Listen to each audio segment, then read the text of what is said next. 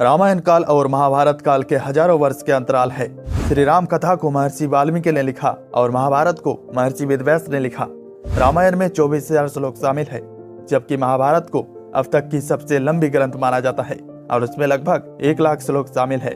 आइए जानते हैं रामायण और महाभारत के बीच 10 बड़े अंतर के बारे में।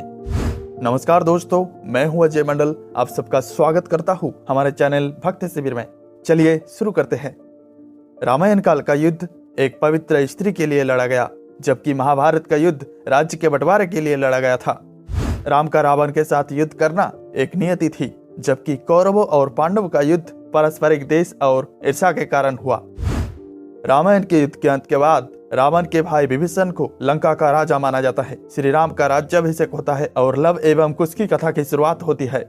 जबकि महाभारत के युद्ध के अंत के बाद और फिर यदुवंशियों के नाश के बाद सभी पांडव स्वर्ग चले जाते हैं। श्री राम अंततः अपने अवतार को पूरा करने के लिए सरयू नदी में प्रवेश करते हैं, जबकि पांडव जहां स्वर्ग चले जाते हैं वही श्री कृष्ण का एक तीर लगने से निर्वाण हो जाता है।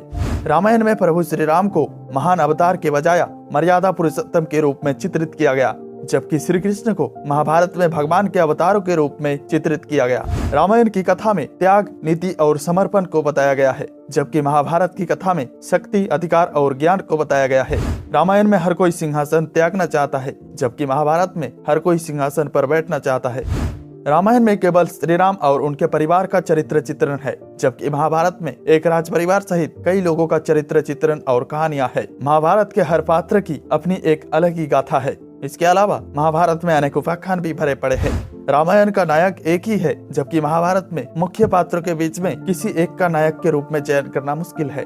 रामायण में केवल राम रावण की सेना का युद्ध था, जबकि महाभारत में कौरव एवं पांडवों की सेना के साथ कई सेनाओं ने युद्ध लड़ा था। ये विश्व युद्ध जैसा ही था। एक युद्ध लंका में लड़ा गया और दूसरा कुरुक्षेत्र में। रामायण की शैली में एक रूपता है और महाभारत की शैली में भिन्नता है। रामायण की भाषा कलात्मक, परिष्कृत, अलंकृत है, जबकि महाभारत की भाषा प्रभावशाली एवं खोजयुक्त है। रामायण को वाल्मीकि के अलावा आचार्य तुलसीदास तक कई विद्वानों ने लिखा है, जबकि महाभारत तो वेदव्यास द्वारा लिखा ही प्रचलित है। राम कथा को हजारों तरीकों से लिखा, पढ़ा और सुनाया गया, लेकिन महाभारत को नहीं। रामायण में नीति तो है, लेकिन महाभारत के गीता जैसा उपदेश नहीं है।